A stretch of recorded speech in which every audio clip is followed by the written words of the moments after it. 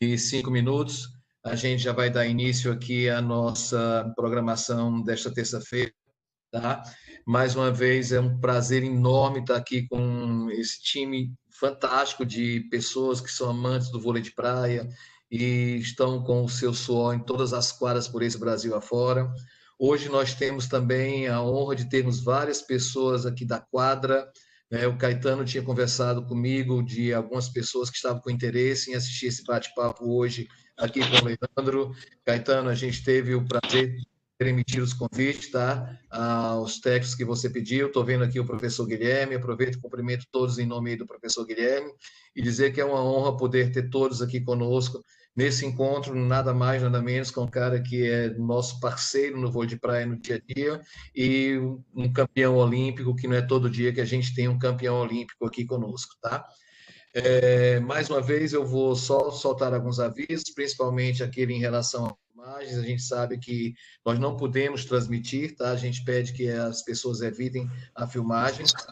Informo também que depois esse bate-papo passa numa plataforma que todos vocês terão acesso. A CBV tem colocado todos os encontros numa plataforma dentro lá da Confederação Brasileira de Vôlei e que vocês precisarem depois ter acesso a essas palestras, a esses bate-papos em todos aqueles que já aconteceram e o que está acontecendo hoje também tem acesso a isso. E passamos aí a programação também dessa semana. A gente segue amanhã com o encontro com a CONAT, que é a Comissão Nacional de Treinadores. Na quinta a gente vem com o vôlei de quadra, né, falando um pouquinho sobre as necessidades da base, e na sexta a gente vem com um bate-papo olímpico com a Natália, a Tandara, a Fabi, a Denísia, esse já numa plataforma do YouTube. Então a gente está usando as segundas e sextas numa plataforma do YouTube, as terças, quartas e quintas, que são os encontros mais fechados, direcionados às nossas áreas específicas, vôlei de praia nas terças, a CONAT, Comissão Nacional de Treinadores, nas quartas, e o vôlei de quadra nas quintas. Então, hoje a gente mudou um pouquinho o nosso vídeo de apresentação. Eu vou pedir a nossa tecnologia da informação para soltar o vídeo que a gente tem hoje aí para vocês, e logo a seguir a gente vai começar com esse bate-papo aqui com o Leandro. Leandro, desde já o nosso muito obrigado, tá? Por você ter disponibilizado esse tempo, aceitado esse convite. Como o Adriano disse aí, eu sei que você não é muito adepto, tá? Mas você abriu essa exceção e muito obrigado mesmo, de coração, e vamos apresentar o vídeo.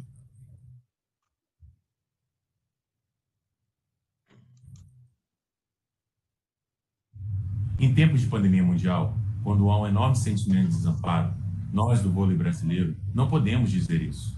Estamos sim, atentos e solidários no que vem acontecendo, fazendo a nossa parte. Mas seguimos contando com um bem extremamente precioso e fundamental para seguirmos adiante. O total apoio dos nossos patrocinadores e parceiros. Estamos com o nosso calendário temporariamente paralisado, mas seguimos ativos e planejando um futuro que esperamos seja em breve. E ao voltarmos a lotar ginásios e arenas, voltaremos a dar um merecido retorno a todos os nossos apoiadores. Tão fiéis e importantes para sobrevivermos a esta crise causada pelo Covid-19. O vôlei brasileiro é grande, é vencedor. E com essas empresas ao nosso lado, sairemos ainda mais fortes depois de tudo isso. Apoie quem apoia o voleibol brasileiro. Estaremos juntos e mais fortes, pelo esporte e pelo Brasil.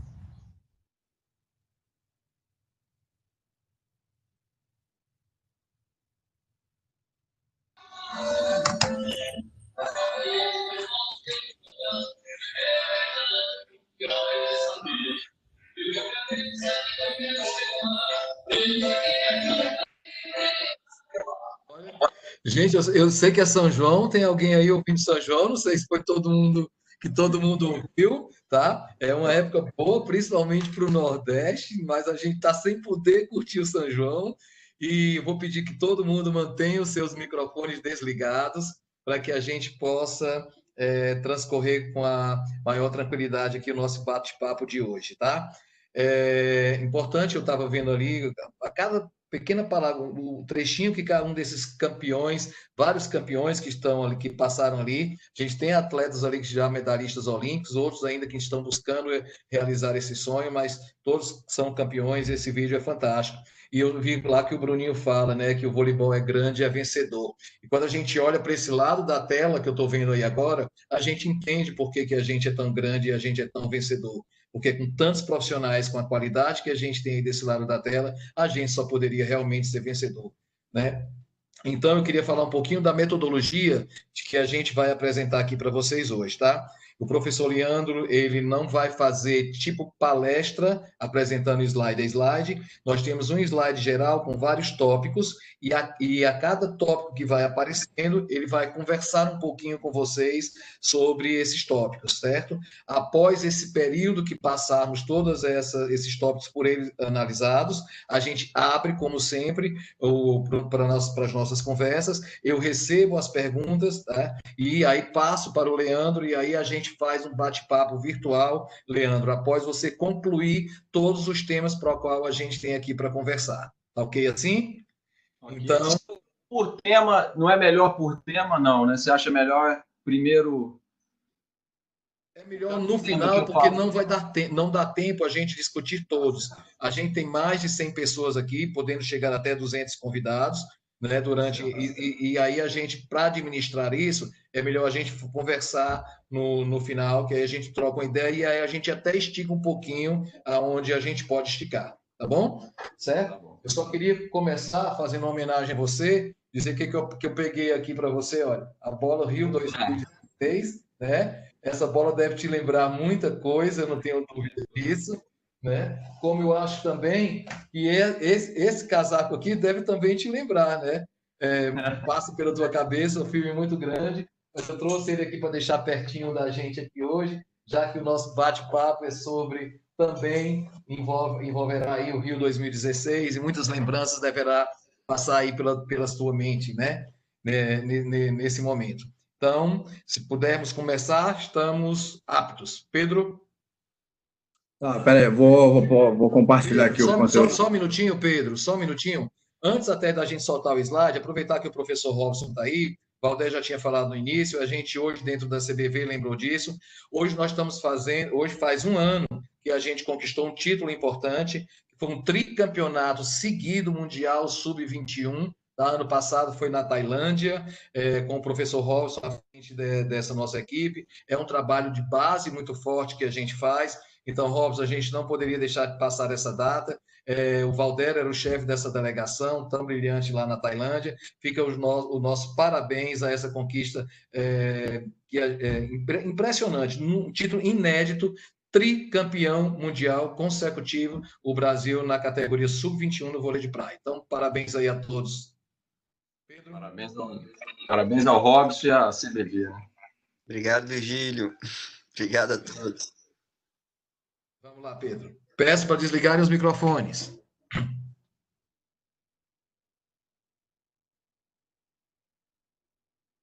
Vou compartilhar aqui.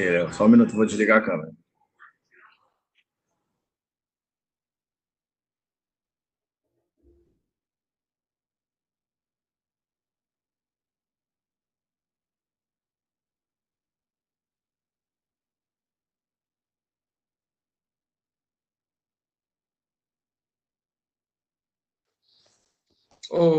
Pedro, vai entrar agora, então.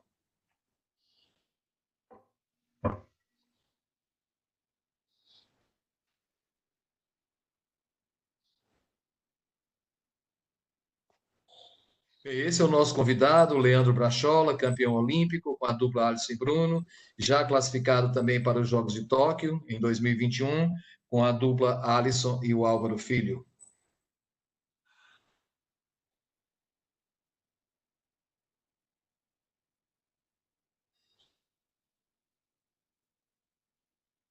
O primeiro tópico que o Leandro vai conversar com a gente é o início da carreira. Ele vai falar um pouquinho do início da carreira dele. Porém, antes desse início da carreira, ele vai falar para a gente o porquê Brachola. Conta aí, Leandro.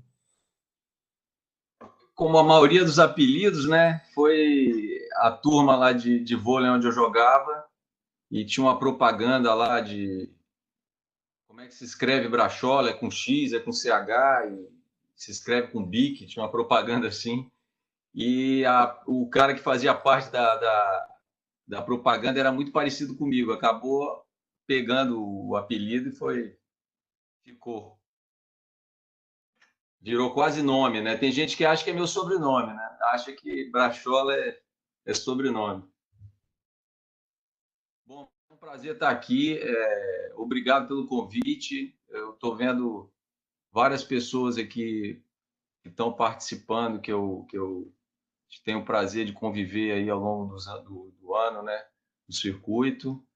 E falar um pouquinho de voleibol vai ser muito legal. Vou tentar não falar tanto durante os tópicos, porque eu acho que o mais importante é depois a troca, né? As perguntas, o que a gente puder trocar vai ser mais produtivo, né? Responder o interesse que vocês tiverem em relação aos tópicos, tá bom? Então, eu estou no voleibol há mais de 30 anos, né? Comecei novo praticando esporte, fiz quase 10 anos de natação, depois fui para o vôlei e já me apaixonei. E logo no início eu jogando vôlei, já me convidaram para ajudar nas turmas de escolinha. Então, mesmo novo ainda, eu comecei a trabalhar com voleibol. Entrei na faculdade muito novo, com 16 anos entrei na faculdade. Com 17 eu já trabalhava com as equipes de base do clube onde eu treinava. Então, eu treinava, estudava e dava treino. Minha vida era esporte quase 24 horas. Quando a gente tinha uma equipe adulta lá em Vitória, uma equipe até competitiva, mas muitos atletas jovens, e nessa equipe o Loyola jogava, né? A gente jogava junto e ele começou a jogar praia e me convidou para trabalhar com ele. Então, ele tinha uma equipe, nós formamos uma dupla lá, o Loyola com o Aloísio, né? Vocês devem lembrar bem, a Luiz depois foi campeão brasileiro junto com o Emanuel. E em 91, 92, já se vão mais de quase 30 anos, né? E a paixão também foi instantânea, o vôlei de praia para o Espírito Santo. É um esporte referência aqui, as pessoas gostam muito do vôlei, tem atletas que são destaque, né? O Loyola lá atrás puxou essa visão do vôlei de praia para o capixaba e eu pude fazer parte disso, assim, foi um prazer muito grande. Eu acho que não sei se eu ensinei, eu acho que eu aprendi mais com ele do que ensinei. Era um momento que o vôlei de praia era incipiente e para mim foi uma motivação muito grande, porque aqui no estado o investimento para você trabalhar na equipe de voleibol de quadra, a gente não tinha patrocinadores suficiente para fazer um trabalho e competir a nível nacional. Já o vôlei de praia, a gente com muito menos consegue ser competitivo, né? Então a motivação foi muito grande para trabalhar e estou aí até hoje.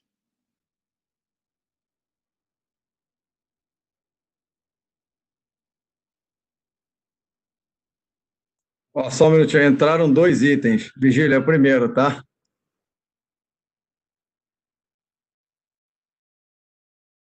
Nosso segundo item, características na formação de uma dupla de sucesso.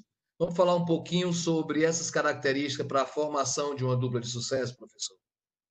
Bom, o ideal é que as características dos atletas sejam complementares, né? Obviamente, a capacidade física e a qualidade técnica sempre é primordial para você formar uma ótima dupla, né? Mas se forem 2 atletas que se complementam, né? Um atleta que joga na entrada, o outro prefere a saída de rede, um atleta de defesa com um atleta de bloqueio, sempre fica mais fácil para você encaixar o time. Hoje em dia, a gente vê equipes aí com atletas com muita versatilidade, que conseguem fazer as 2 funções. Também é uma forma que você acaba poupando o atleta, né? Os 2 fazem bloqueio, os 2 fazem defesa. Agora, tem que ser atleta muito versátil, com muita qualidade técnica para isso poder se encaixar. Uma coisa que faz muita diferença numa dupla são os objetivos, né? dois atletas têm que ter o mesmo, para jogarem junto, tem que ter o mesmo objetivo. Se os objetivos forem diferentes, os caminhos acabam não sendo o ideal, né? Um escolhe um caminho, outro quer. No vôlei de praia, os atletas é quase como se fosse uma empresa. Eles têm que fazer investimentos, eles têm que contratar equipe técnica, eles têm que preparar como vai ser o ano de competições, as viagens, os investimentos. Então, quando você tem o mesmo objetivo, fica mais fácil para fazer as escolhas e é um motivo a menos de atrito. Aí vamos falar um pouquinho agora nas diferenças da preparação entre as etapas do brasileiro e do circuito mundial.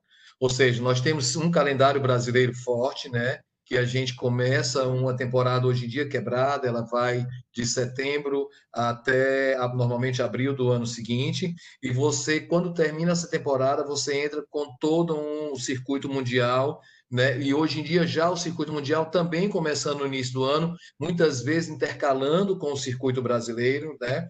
Então vamos falar um pouquinho como é que você consegue trabalhar para preparar uma equipe realmente para um brasileiro e para um mundial, né?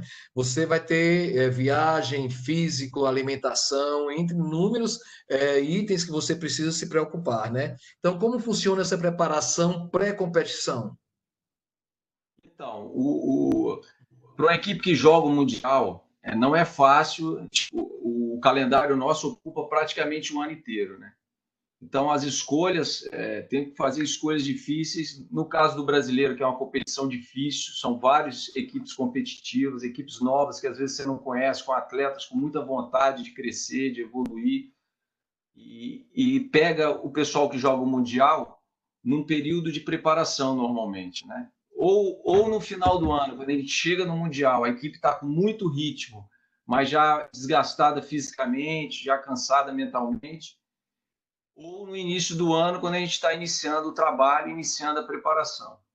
Então, os atletas já se acostumaram um pouco. A competição do brasileiro, no início do ano, ela serve em parte como preparação para o Mundial. É uma competição que é importante para nós, ela entra no calendário como um objetivo, mas ela também é preparação para o Mundial. Então, a diferença maior é que o circuito brasileiro é uma competição de 3 dias, que normalmente a gente chega um dia antes e participa dela. Já no Mundial, que são viagens mais longas, ele tem que chegar 4, 5 dias antes para se adaptar ao lugar, né? Questão, às vezes, de fuso, questão do local, às vezes a temperatura é muito diferente do que a gente está habitualmente acostumado. E no brasileiro, uma coisa que facilita para a gente é que o técnico pode sentar no banco. Então, a preparação para os jogos é um pouquinho diferente. A gente sabe que durante os jogos a gente vai poder interagir com os atletas, né?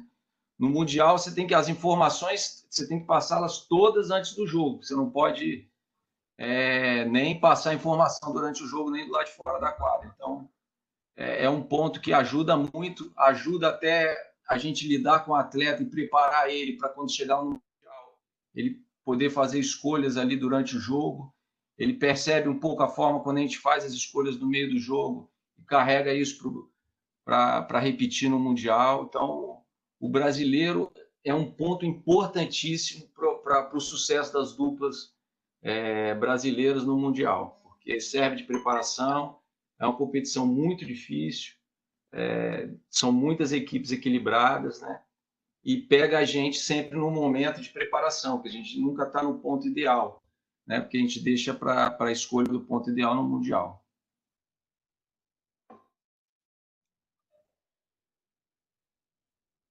E durante a competição, ou seja, você até acabou de falar que o brasileiro é uma competição menor, são apenas 3 dias.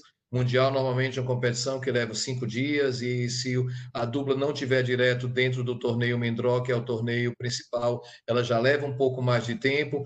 Existe aí a preparação específica durante a competição e a diferença entre essas duas competições. Então, a semana, normalmente o Mundial, a gente fica no local de competição quase uma semana, né? A gente chega num domingo e vai embora no final do outro domingo. E são competições sucessivas. Às vezes você tem 3, 4, já chegamos a ter 10 semanas seguidas competindo. Então, aquela semana ali, normalmente o início da semana você está se recuperando de uma competição anterior ou chegando de uma viagem longa. Então, você depende ali de 1, 2 dias de recuperação, se adaptar ao local que você vai competir. Às vezes você vai jogar num local que tem altitude, um lugar que está muito quente, você vem de um lugar frio. Então, se adaptar às condições do lugar, conhecer a quadra de jogo, porque às vezes você pode pegar um piso fofo, um piso muito duro, né? Às vezes é um local que venta, tinha as competições antigamente em Marselha, que era uma loucura, um vento danado. Às vezes você sai do lugar que não tem vento nenhum para um lugar que tem vento. É a adaptação à competição, conhecer o lugar, conhecer o local que você vai almoçar, a comida. Você vai para a China, tem que se adaptar a uma comida completamente diferente. Tem que fazer escolhas ali de restaurante, onde você vai poder se alimentar mais perto da comida que você está acostumado, né? Já o brasileiro é um pouco mais simples, apesar do Brasil ser imenso, e às vezes você faz uma viagem daqui aqui no Espírito Santo para Fortaleza, é uma viagem longa, mas não se compara a uma viagem que você sai aqui do Brasil para ir para a Europa ou para ir para o Japão. Então, é uma competição que você chega lá numa quinta-feira e inicia a competição na sexta. Então, é um formato bem menor. Você consegue fazer o treinamento ainda na semana, ainda na tua casa, né? E se prepara ali para os jogos em casa e depois viaja para a competição, já chega um dia antes. Já no Mundial, não. Você tem que chegar praticamente domingo, segunda, e fica uma semana no lugar. Durante a competição, o Mundial, o brasileiro, você já está num formato que você tem uns horários mais fixos de jogos, né? Você sabe que vai jogar naquele horário, o segundo jogo, o outro dia, então é mais fácil você se organizar, né? O horário que você vai fazer uma preleção com o atleta, conversar sobre os jogos, horário de descanso, alimentação, um pouco mais simples. No Mundial, você tem isso no primeiro jogo e depois aquilo varia muito. Às vezes você termina o primeiro jogo, não sabe exatamente o horário do segundo jogo, então você fica 100% ligado entre jogo, conhecer os adversários, fazer o estudo dos adversários, descanso, alimentação, hidratação. Então, a equipe técnica fica o tempo inteiro tentando equilibrar ali os jogadores para eles poderem descansar ao máximo, estudar os adversários e jogar. No brasileiro é um pouco mais simples, você tem os horários um pouco mais definidos, fica um pouco mais fácil para você se organizar.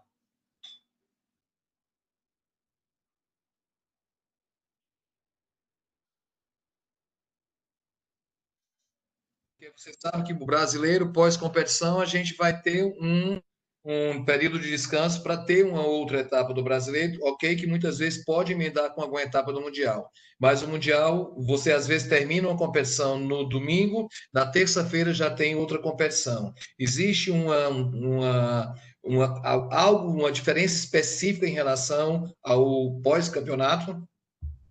Então, isso aí é a parte que é mais diferente, né? Porque você, às vezes, como já aconteceu, a gente sai de um voo lá do Japão, volta para a Europa, só o período que você está voando, você já perde um dia e meio ali no intervalo, e daqui a um dia e meio, com um fuso horário completamente diferente. Então, a experiência do atleta nessa hora conta muito, né? O atleta que está mais acostumado a passar por aquilo ali ano após ano, fica mais fácil se adaptar. Mas entre o final da competição e o início da outra, o objetivo principal é recuperar os atletas. Quando você tem um intervalo curto, é buscar recuperação, usar todos os meios que você tiver para recuperar uma boa alimentação, um bom descanso, a fisioterapia. Então, tudo que você puder fazer para ajudá-lo a recuperar. Já no brasileiro, você tem um intervalo maior. Você viaja, já está em casa, viagens curtas, chega no mesmo dia, daí um dia e meio você está treinando. Então, não é uma preocupação durante o brasileiro. Já no Mundial, você tem que estar muito ligado que esse intervalo faz toda a diferença na próxima competição. As escolhas que você faz ali para se recuperar, para botar os atletas em condição de novo. A gente teve até Alisson e Bruno, nós tivemos uma experiência assim, em 2015, nós tivemos uma sequência de 10 semanas jogando. Foram 10 semanas, toda semana uma competição. E competições com viagens Europa, Estados Unidos, Japão, Europa de novo. Então, ali a gente conseguiu fazer uma organização para ter a recuperação deles. E no vôlei de praia masculino, durante as últimas 6 semanas, nenhuma semana repetiu os times que estavam nas semifinais. Então, você vê a dificuldade. Às vezes, uma equipe que saiu no qualify, não conseguiu classificar no qualify, no torneio seguinte, classificou e brigou uma semifinal. Então, só ele ter tido um período maior de descanso, intervalo para a próxima competição, facilitou para ele jogar melhor a competição seguinte. E a gente conseguiu, nas 5 últimas etapas, foi onde a gente conseguiu a classificação, 5 vitórias nas 5 últimas etapas. A única equipe que repetiu semifinal foi a equipe brasileira. Ok, professor. Vamos lá, Pedro. Continuando. Agora a gente entra num ponto que é extremamente importante. Toda vida a gente sabe que antes de uma Olimpíada, é claro que é necessário uma classificação olímpica, né? Então, nós vamos entrar agora num tópico que é a preparação para uma corrida olímpica. Envolve vários ângulos, né? Seja ele psicológico, físico, técnico, né? Então, é um momento extremamente importante na carreira, seja do profissional, das comissões técnicas ou dos atletas que buscam esse sonho. Então, para você, o que é mais importante nesse momento da preparação de uma corrida olímpica? Lembrando que eu acho que tem um ponto que as pessoas, a maioria conhece, que é o seguinte: eu acho que o ano da corrida olímpica, o nível de ansiedade ele é maior do que o ano olímpico. O ano olímpico tem aquele pico ali durante a Olimpíada, mas o ano anterior, que todas as equipes disputam para se classificar, eu acho que o nível de tensão é maior.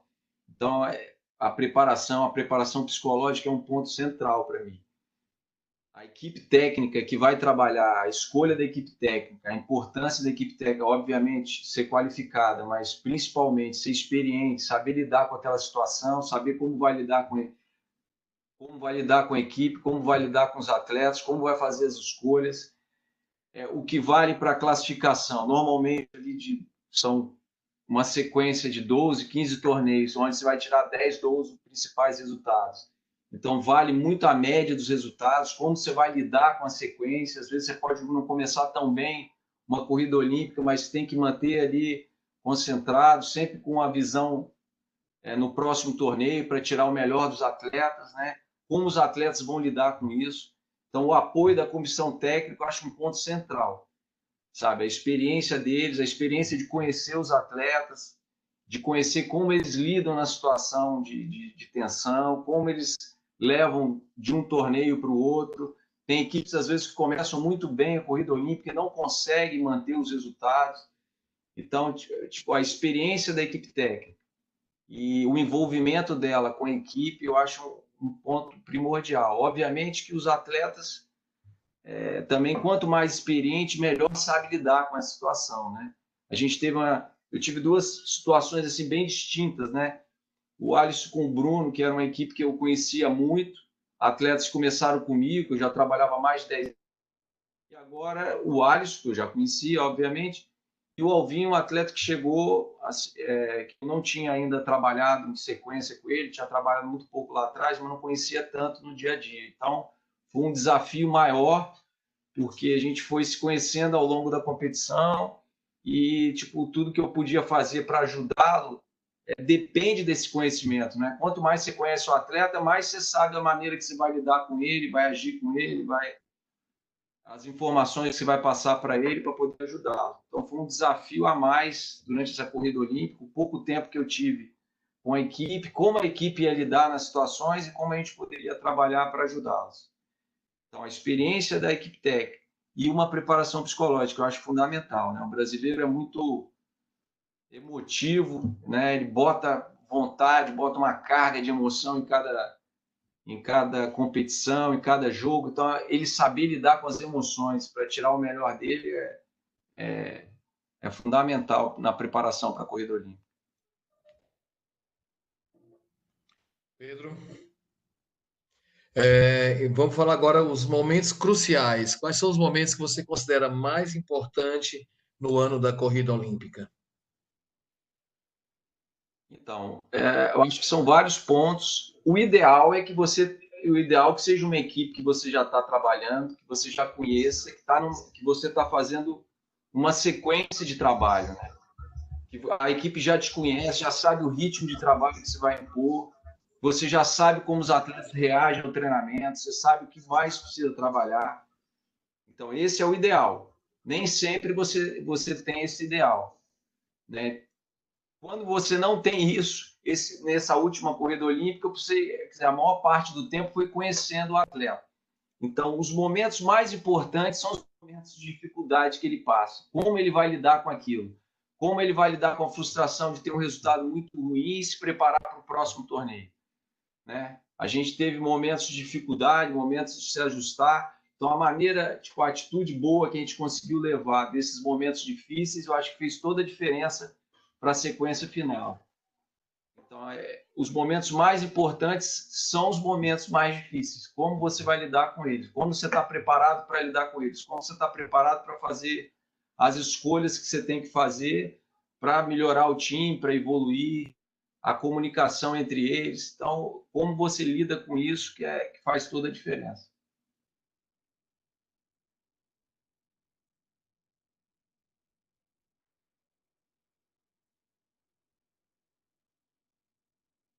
Você está sem áudio, Virgílio. Seu microfone está fechado. Desculpa. Às vezes a gente fica preocupado tanto em desligar o microfone que esquece de ligá-lo. Leandro, vamos falar aí sobre a conquista, ou seja, classificou. Então, deve ter aquele relaxamento de todo mundo. Como é que você, nesse momento, encara esse período da classificação? Então, acho que tem que ter um momento de comemoração, né? Aliás, é fundamental que você comemore uma conquista importante, uma conquista difícil. A corrida olímpica brasileira, ela é muito difícil. Os times são muito parelhos, são equipes competitivas. Quem não classifica, se tivesse lá, ia brigar por uma medalha também. Então, não é fácil. Então, tem que ter aquele momento de comemoração, mas a minha atitude é o tempo inteiro olhar para frente qual é o próximo objetivo, né? Não acaba a classificação, a gente já tem uma sequência de objetivos para trabalhar ali até a reta final do ano, que vão fazer toda a diferença para a sequência do outro ano. A maneira como você termina o ano pré-olímpico, né? Nós acabamos a classificação em setembro, se eu não me engano, a gente tinha um trabalho a fazer até dezembro para iniciar o ano olímpico já no nível de condição que você pudesse não precisar sacrificar tantos atletas. Então, a preparação já começa no dia seguinte, né? E eles têm que entender isso, têm que olhar para frente, têm que prestar atenção no foco dos objetivos de treinamento que você vai ter para aquela reta final do ano, né? O quanto antes eles entrarem no ritmo de treinamento ideal, antes eles vão chegar numa condição melhor para terminar bem o ano e começar o ano seguinte numa condição melhor. O vôlei de praia, só uma coisa, o vôlei de praia é um esporte que tem uma relação com a parte física muito grande, né?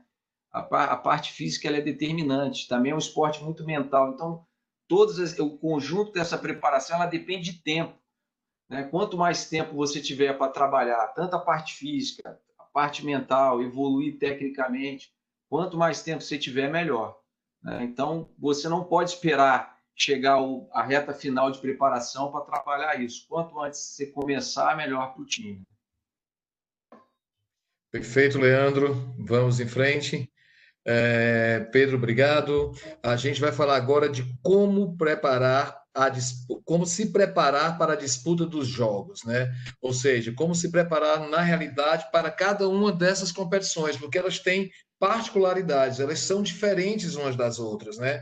Então, como é que você faz essa preparação com as suas equipes? Para você jogar uma corrida olímpica, uma temporada normal, você tem uma sequência ali de 15 torneios, é um tipo de preparação completamente diferente do ano olímpico. No ano olímpico, você tem um circuito, mas você usa ele de preparação, com competições preparatórias, e tem um alvo principal, que é aquele mês da Olimpíada. Então, é um ano também de muita ansiedade, tem que controlar os atletas, para você saber que o momento ideal que eles têm que estar no ápice é lá na hora dos jogos, né? Então, tudo que você faz antes serve de preparação para chegar no melhor lá. Ao passo que nos anos normais, vamos dizer assim, na corrida olímpica e nos outros anos, você participa de um circuito, né? Então, você prepara os atletas para aguentar ali 12, 15 torneios. Você evita de levar eles aos 100%, 95%. Você vai manter uma média ali de 80% de condicionamento físico, você consiga manter eles. É muito importante a manutenção durante os jogos, entre as competições. O planejamento que você faz na minha visão, é completamente diferente, né, para o ano olímpico. O ano olímpico você estica mais o período de preparação, né, você tenta manter eles no nível de condicionamento para ele chegar lá na Olimpíada no máximo, né? Já para uma temporada, todos os torneios são importantes. Você tenta manter um equilíbrio entre eles. O planejamento é uma parte central. Novamente, você ter uma equipe técnica experiente faz muita diferença. Faz muita diferença você conhecer a equipe, conhecer os atletas, para poder fazer as melhores escolhas de treinamento para eles, né, que possa fazê-los evoluir fisicamente, tecnicamente, mentalmente. Então, toda a equipe, uma questão importante para a Olimpíada é que todos os países investem muito para as equipes que vão chegar lá. Então, para o Brasil tem sido importantíssimo o apoio da CBV e do Comitê Olímpico nesse momento aí de reta final de Olimpíada, para você poder ter uma equipe técnica com vários profissionais especializados em cada área, a área de preparação física, fisiologista, os auxiliares, preparação mental, lá, o psicólogo, né, o fisioterapeuta, a equipe técnica, o estatístico, essa gama de profissionais aí para poder tirar o máximo dos atletas. Obrigado, Leandro. Vamos em frente, Pedro. Vamos mais um tópico aqui agora para a gente conversar um pouquinho. Como fazer para o atleta chegar em seu ápice durante a competição? Eu aproveito aí já coloco um pouquinho aí para você, porque você trabalha com duas competições paralelas, entendeu? Então, como é que você consegue fazer o atleta chegar a esse ápice durante um calendário, digamos assim? Então, uma parte muito importante disso é a preparação física, né? Ela é determinante para você colocar o atleta no ápice, né? Então, as escolhas que você faz lá atrás, na hora do planejamento, vão fazer toda a diferença, né? Você conseguir ter um controle também dos atletas ao longo do período de preparação, né? Você tem uma preparação chave na hora que você trabalha, sempre com mais intensidade, com mais ritmo de jogo, é onde você está direcionando para o pico do ano ali, né? Tem um período, a gente faz um período de preparação mais básica, que você trabalha mais os fundamentos, trabalha as qualidades físicas mais gerais, e aí me direciona para o pico do ano, à medida que você vai botando intensidade no treinamento, à medida que você vai aumentando o ritmo das competições, você vai trabalhando as questões mais táticas do jogo, para você direcionar para o momento ideal.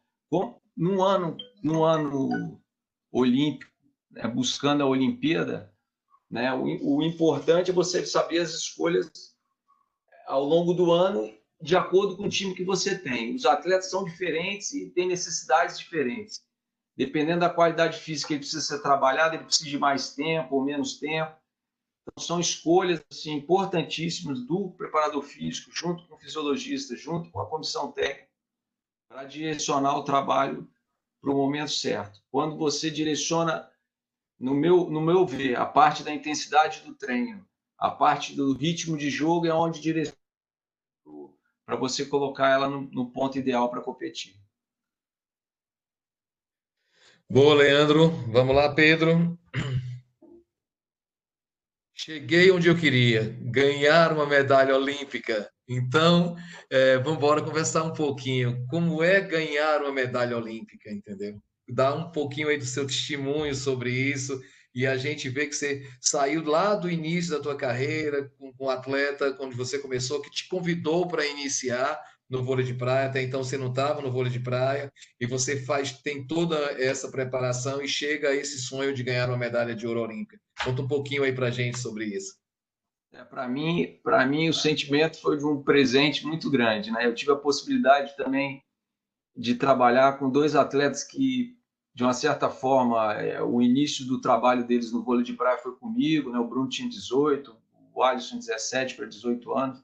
Então, você poder, com dois atletas que trabalhou com eles no início ali das competições do vôlei de praia, poder estar com eles naquele momento ali na Olimpíada é quase um presente, né?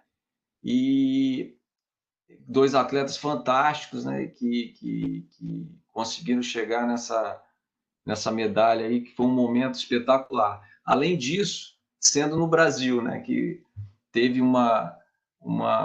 foi um estresse a mais, uma cobrança a mais, mas foi uma satisfação gigantesca. Ao longo desses anos todos aí de trabalho, eu tive a oportunidade de trabalhar com muitos atletas que participaram de Olimpíada, como o Loyola, como o Fábio, o Alisson também, quando jogou com a Leti. E acho que o somatório aí de experiências, né, dos atletas, minha com eles e com outros profissionais, me ajudou muito para lidar com esse momento aí no Rio 2016. É um momento fantástico, um momento que você está ali extremamente motivado, voltado para um objetivo que é o objetivo da maioria das pessoas de estar ali. Para mim foi um presente gigantesco. Eu acho que poder estar ali com dois atletas que começaram comigo disputando uma medalha e a gente sabe o quão difícil é, né? A gente teve uma peculiaridade que foi durante a corrida olímpica e logo em seguida, eu não lembro qual foi, não sei se foi o Globo.com, eles criaram um termômetro olímpico. E depois da nossa classificação, a gente ficou ali no primeiro lugar do termômetro olímpico até a Olimpíada. Aquilo ali, quer queira, quer não, aumenta a ansiedade dos atletas, né? Aumenta quase que vira... As pessoas olham ali, não, Alisson e Bruno, a possibilidade é grande e tal, né? E a gente sabe que o vôlei de praia não é assim. O vôlei de praia, as equipes são muito parelhas. Uma equipe que às vezes fica em 9º lugar podia ter sido campeã. No masculino, principalmente, a variação das equipes que ganham e assim, de um torneio para o outro muda muito. Então, lidar com isso, lidar com a pressão, a competição em casa, e passar por esse momento todo e conquistar a medalha foi realmente um presente, uma satisfação gigantesca. Maravilha, professor. E a gente está aqui conversando com você e a gente olhando aqui um pouquinho do que foram as edições dos Jogos Olímpicos, a gente percebe que o Espírito Santo é um celeiro de atletas olímpicos também. Nós, das 6 edições do vôlei de praia em Olimpíadas, em 4 nós tivemos representantes capixabas, né, nos Jogos Olímpicos. Em 2000, com Loyola. 2008 tinha o Fábio Luiz, que foi medalhista olímpico lá em Pequim com o Márcio. 2012 nós tínhamos aí o Alisson, também que chegou à final olímpica. 2016 também o Alisson e o Bruno, chegando à medalha de ouro. E já em 2020, que seria 2021 Tóquio, também com representantes capixabas, né, nos Jogos Olímpicos. Então, o Espírito Santo tem essa característica muito forte no vôlei de praia. É verdade. Eu acho que o percussor disso, que quebrou os paradigmas, foi o Loyola lá atrás, né? Um atleta fantástico, que eu tive a oportunidade de trabalhar. E uma coisa que foi muito importante, sempre eu tive um atleta de alto nível treinando e atletas jovens ali próximo, treinando próximo e às vezes treinando até junto. Então esse ciclo aí foi se renovando, a motivação do atleta jovem, poder treinar junto com o Loyola, ver ele treinando, foi o caso do Fábio, o caso do Alisson, ajudar no treino, buscar a bola, foi criando uma ambição ali, uma motivação para eles seguirem em frente. Então acho que acaba que um servindo de exemplo para o outro, né? Foi uma sequência e a felicidade de ter esses atletas fantásticos aqui em casa. Obrigado, Leandro. Agora, antes da gente começar aqui esse bate-papo, eu não poderia deixar de registrar e de agradecer a presença desse campeão olímpico que eu estou vendo aqui, que é o Alisson. Pô, muito bom ter você aqui com a gente, é um motivo de orgulho mesmo. Tá? O Alisson é um cara ouro, tanto dentro quanto fora das quadras. Para quem não o conhece, eu posso dar esse testemunho, porque é um atleta realmente diferenciado e faz jus a estar no lugar que ele merece realmente. Ô, Alisson, eu vou aproveitar até pedir para você dar uma ligadinha no teu microfone. A gente começou iniciando aqui o bate-papo com o Leandro, perguntando por que do apelido Brachola. Então, você também tem um apelido que é conhecido no mundo inteiro, né? Muitas vezes a gente nem te conhece como Alisson, conhece como Mamute. Conta um pouquinho aí pra gente desse teu apelido. Boa noite, pessoal. Tudo bem? Todo mundo me escutando? Sim, né? Acho que sim. Então, poxa, obrigado, Virgílio, pela oportunidade. Parabéns, Leandro, aí. Acho que mais do que merecido essa oportunidade também de passar um pouco dessa sua experiência para todos nós. Eu sou muito grato de fazer parte desse fruto aí de trabalho do Leandro, dessa história. É muito legal isso, olhar para trás e ver que tudo valeu a pena, e principalmente fazer parte de uma história de um profissional como você, Leandro. Parabéns à CBV pela oportunidade de estar criando isso, ainda mais nesse momento que o mundo vem atravessando. E é isso, meu apelido, na verdade, sobrenome não, apelido é Mamute, né? Começou no início ali de 2004 para 2005, quando eu saí do voleibol de quadra para o voleibol de praia, e surgiu o filme Era do Gelo, né? Eu sempre fui muito grande, desde novo. E aí, todo mundo sabe, quando um atleta sai da quadra para a praia, tem uma velocidade um pouco lenta, né? E aí a bola caía e demorava um pouco a reagir, e foi um sucesso o filme na época. E aí um amigo meu, o Billy, que jogava, grande jogador, que hoje já parou de jogar, inclusive até trabalhou na nossa equipe, falou uma gracinha, falou um apelido, pô, Alisson tá igual o Mamute, e aí pegou, foi aquela gargalhada. No dia seguinte foi Bom Dia Mamute, Boa Tarde Mamute, e desde então eu sou conhecido como Mamute no mundo todo, tenho uma tatuagem, mas sou um Mamute mais tranquilo, um Mamute que carrega aí, que eu vou um dia contar para os meus filhos aí. Que bom, Alisson. Obrigado aí mais uma vez pela participação aqui conosco. Um prazer enorme ter você aqui. E você não tem noção o quanto isso engrandece para a gente aqui, esse nosso bate-papo aqui com o Leandro, né? A gente olha aqui esse quadro que a gente está vendo, a gente vê técnicos aqui do Brasil, a gente tem gente aqui, Leandro, do Amapá ao Rio Grande do Sul, só para te passar isso. Nós temos aqui pessoas, presidentes de federação, técnicos, atletas, pessoas que trabalham institucionalmente em prefeituras municipais por esse Brasil afora, com trabalhos a nível social, entendeu? Estou vendo, eu queria cumprimentar todos os presidentes de federação em nome do professor Cascatinha, que é o nosso querido Carlos Fernandes, presidente lá da Paraíba. João Pessoa é um outro celeiro grande no nosso vôlei de praia, então a gente não pode deixar de cumprimentar, e cumprimentar todos os técnicos também que estão aqui, em nome do Marcos Chá, que é o técnico da dupla da Ágata e da Duda, classificada também para os Jogos Olímpicos de Tóquio. Então, cumprimento a todos aqui em nome desses dois representantes de cada um dos segmentos que eu falei agora. Então, vamos começar aqui um bate-papo, Leandro. Agora tem muitas perguntas para você, e queria começar com uma pergunta do nosso amigo Cássio, que sempre manda pergunta aqui para a gente. Ele pergunta aqui para você o seguinte: de 1996 a 2016, são 6 edições dos Jogos Olímpicos. Começou lá com o Cat Kirley e o Stephens como campeões olímpicos, e terminamos em 2016 com o Alisson e com o Bruno. Há muita diferença do que se jogava naquela época com o que se joga hoje no vôlei de praia? Tem muita diferença. O jogo evoluiu muito, né? Os atletas fantásticos lá atrás, desde lá atrás, tem vários atletas fantásticos que jogavam lá no início. E qual foi a evolução? A quadra diminuiu, né? Dessa época a quadra era 9x9, a forma de virar a bola era muito diferente, a forma de fazer as questões táticas de defesa e bloqueio eram muito diferentes, né? O formato também da contagem dos jogos era completamente diferente.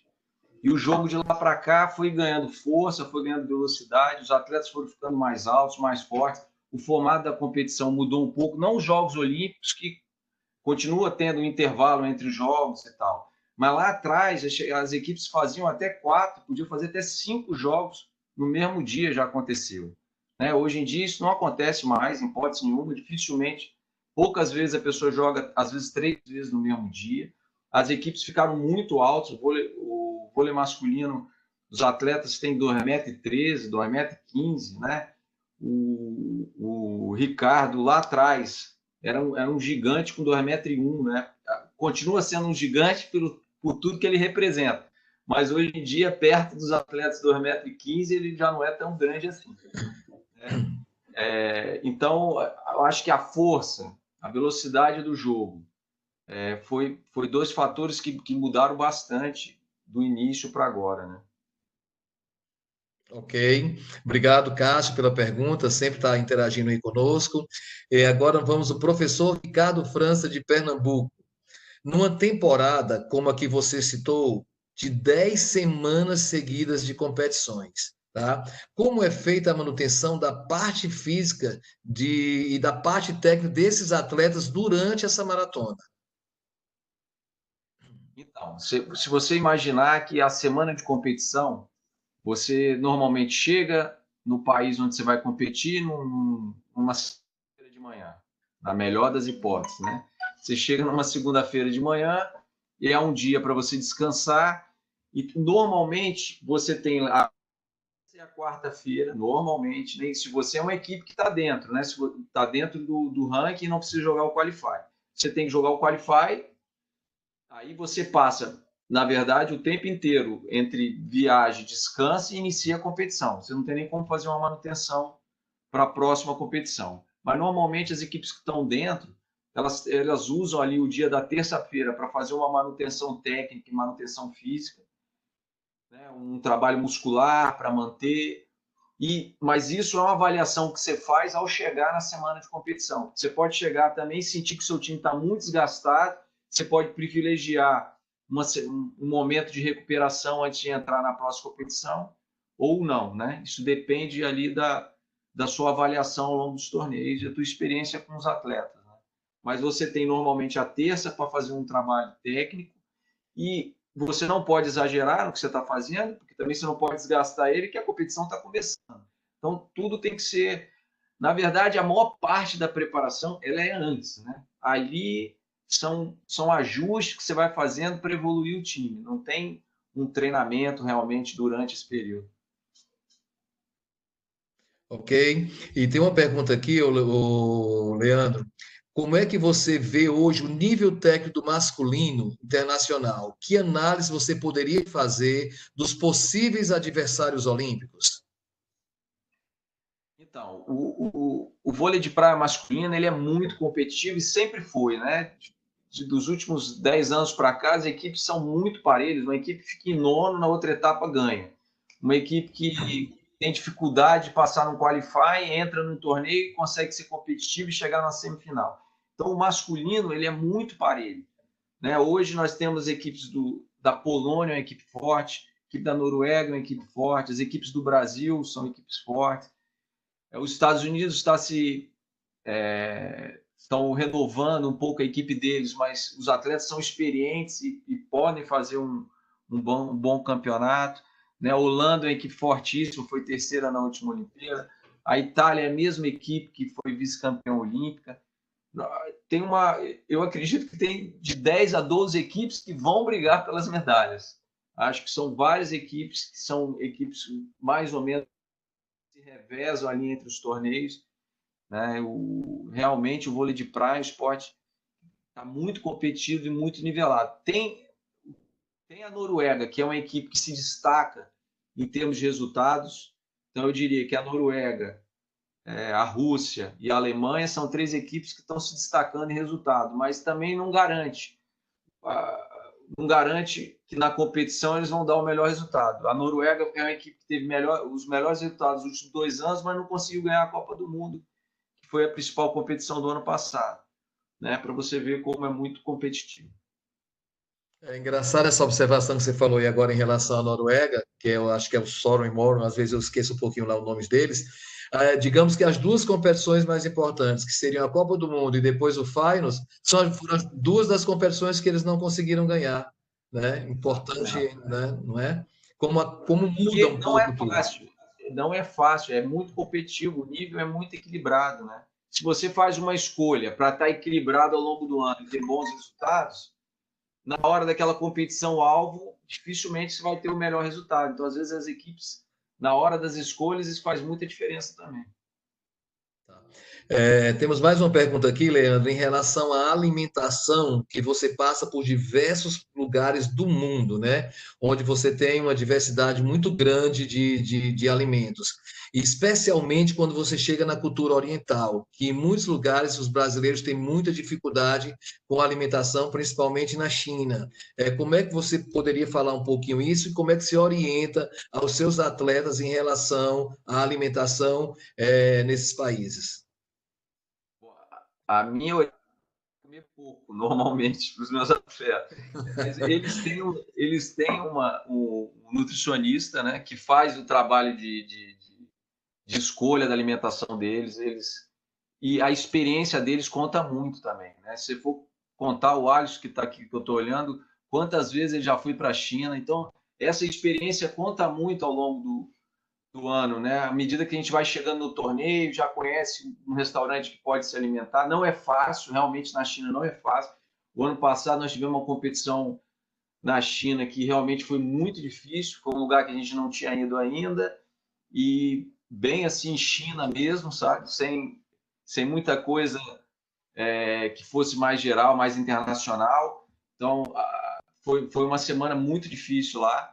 Mas eu acho que a experiência deles, as escolhas dos lugares que normalmente nós vamos, já tem um costume, tem um restaurante, tem uma cadeia de restaurante,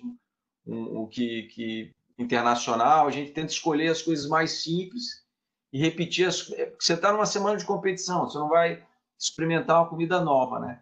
Então, eles têm que procurar comer coisas que eles estão acostumados a comer, né, para poder não ter nenhum problema durante a competição. Realmente a China não é fácil. Agora explica para a gente como é que o Alisson pode comer pouco. Só queria entender isso aí, tá? Para tu me dar essa orientação, como é que o Alisson pode comer pouco? Como é que ele consegue, entendeu? Ele não tem condição de comer pouco, né? Ele precisa realmente repor. E ainda é um atleta muito procurado nos jogos, justamente pela qualidade dele. Ele realmente precisa se alimentar bem para a próxima competição. Tá bom. Aí vamos lá aqui, ô Leandro. Você falou hoje que várias duplas já estão jogando com 2 bloqueadores, ou seja, quem saca fica no fundo e vice-versa. Isso pode ser uma tendência ou você acha que não? É difícil ter duplas com essas características e que a gente vai ter sempre jogadores específicos de frente, de fundo, onde há um equilíbrio da formação da dupla? Eu ainda acho que a especialização é o melhor, mas às vezes você tem 2 atletas altamente qualificados e que têm condição de revezar, né? Que são versáteis para poder revezar. Então, eu não acho que seja um limitante, pode formar uma equipe extremamente vencedora fazendo isso. Então, depende muito da característica do atleta que você tem, né? Fica diferente para jogar contra, porque é uma equipe que vai uma variação maior, não é fácil para jogar contra. É uma equipe que se desgasta menos, porque os 2 revezam, acaba tendo um desgaste menor, principalmente o atleta que bloqueia, que tem que sacar e correr para o bloqueio o tempo inteiro.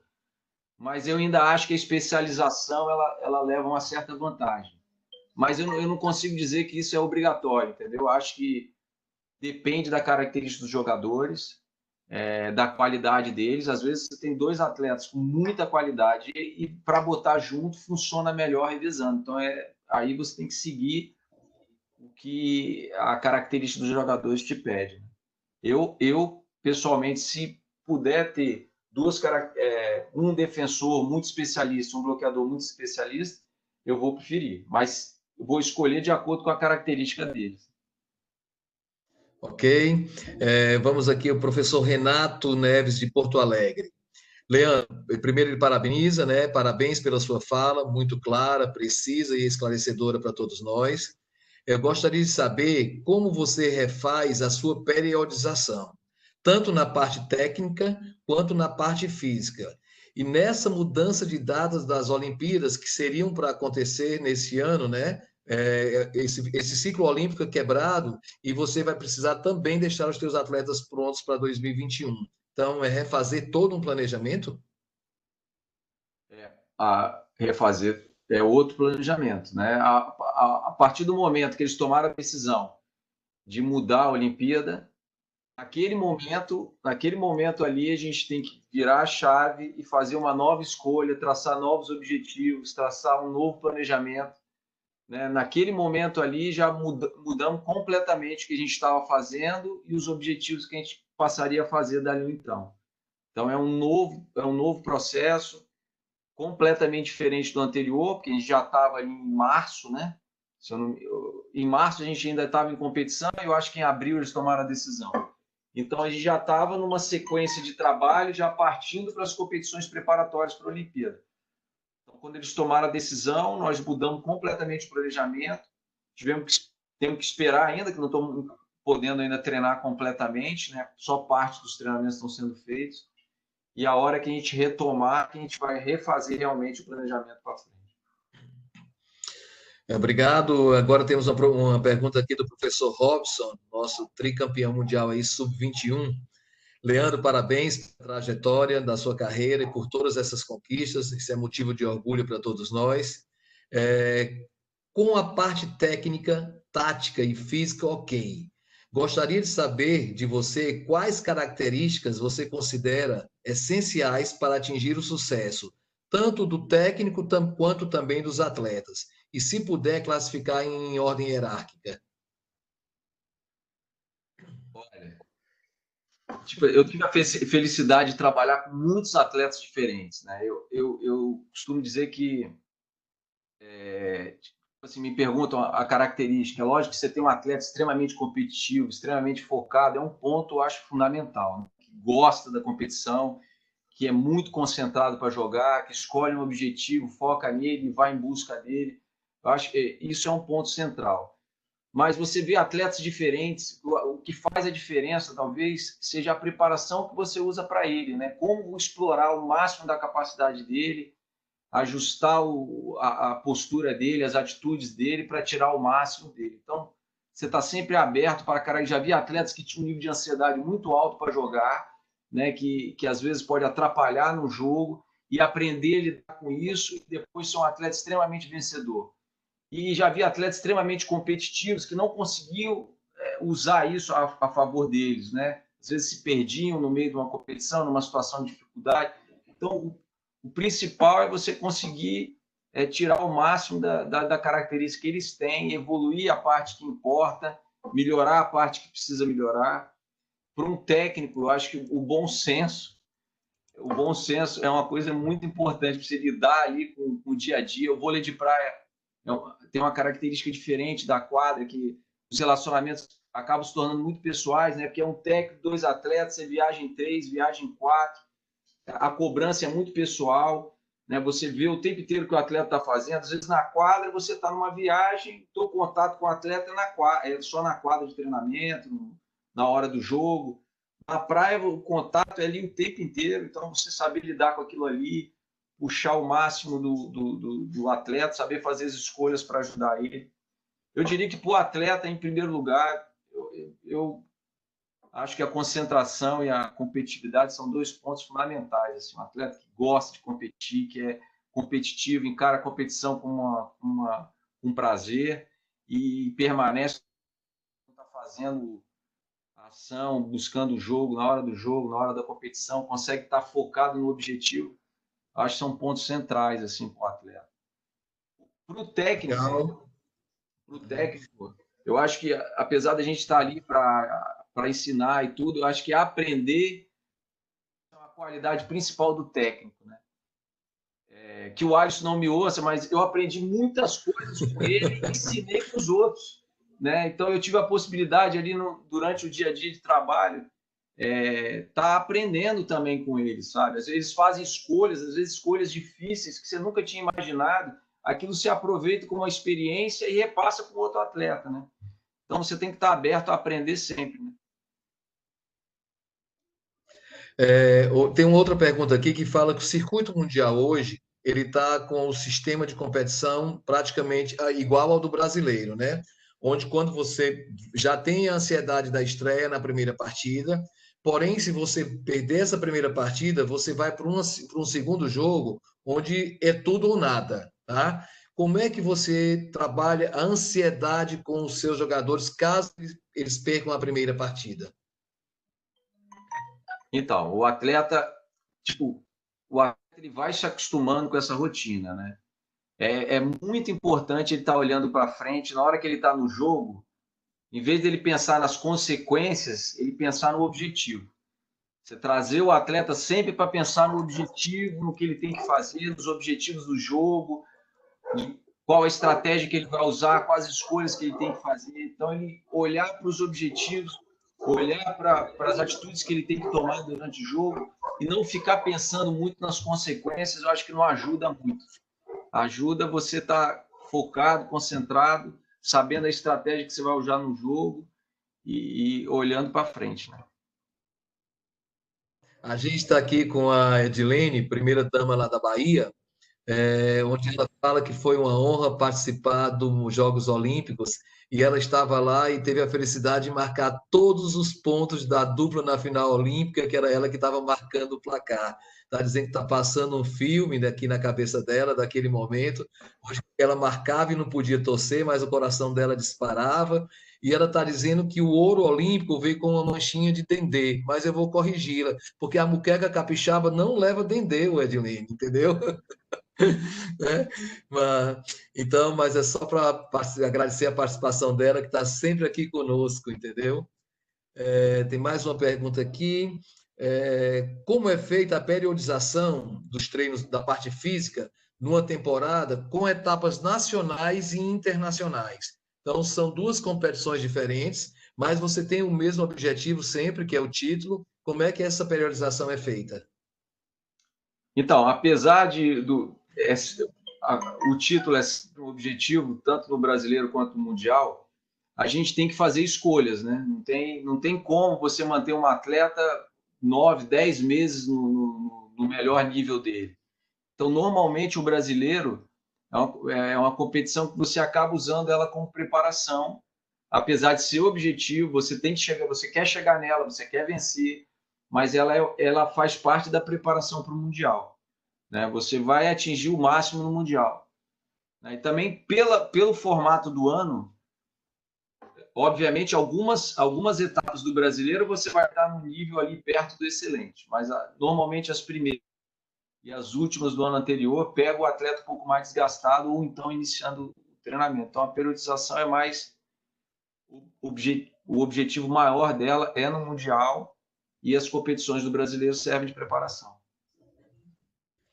Vamos lá. Aqui nós temos uma pergunta do Pedro, lá do Ceará. Ele pergunta: qual para você o momento crucial no treinamento de uma dupla para uma Olimpíada? Eu acho que todo momento é crucial. As oportunidades surgem no dia a dia de trabalho. Eu acho que, eu costumo dizer que o treinamento é um trabalho de formiguinha. Todo dia a sequência, trabalhar forte, sempre não é um dia e trabalhei forte e foi ótimo. As oportunidades para você saber como ajustar o time, como aprender a lidar com momentos difíceis, surgem, às vezes, num dia que você não está esperando, né? Às vezes, o estresse no treinamento, uma dificuldade que está ali, um treino puxado físico, no outro dia o atleta tem um treino puxado também com bola. Ele saber lidar com essas questões do dia a dia é um aprendizado muito grande que ele carrega para os jogos.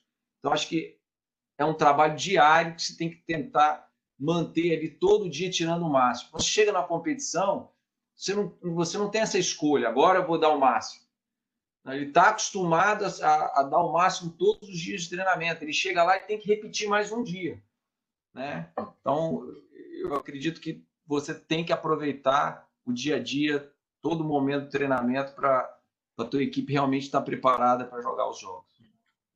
Vou agradecer o Pedro mais uma vez aqui, presente aqui conosco. Eu até falei da última vez, viu, Leandro? Até bom falar isso aqui para o Alisson. O Pedro tem um projeto social extremamente interessante lá em Jijoca de Jericoacoara, onde ele tem um circo-escola, né, e trabalha também com o desenvolvimento do voleibol dentro da escola e em projetos sociais. E tem um sonho de um dia a gente fazer algum evento de vôlei lá em Jericoacoara. E esse sonho não é só teu não, viu, Pedro? A gente vai trabalhar para, quem sabe, um dia para esse paraíso aí a gente levar o vôlei de praia para toda essa comunidade. Parabéns pelo teu trabalho lá. Temos aqui uma pergunta do professor Ricardo, que ele fala que você relatou que a nível mundial a diferença hoje é muito pequena do 9º colocado para o primeiro, entendeu? Qual fator você consideraria preponderante nessa diferença? Físico, técnico, tático ou mental? Eu acho que a parte mental, ela, né, quando está muito nivelada, a parte mental, ela é um plus, né? O atleta que consegue se manter fazendo o máximo naquele nível por mais tempo e lidando com as situações que ele tem que lidar no dia a dia de jogos, competições e viagens, é um ponto diferencial. Considerando que naquele nível ali, né, é muito equilibrado tecnicamente, fisicamente.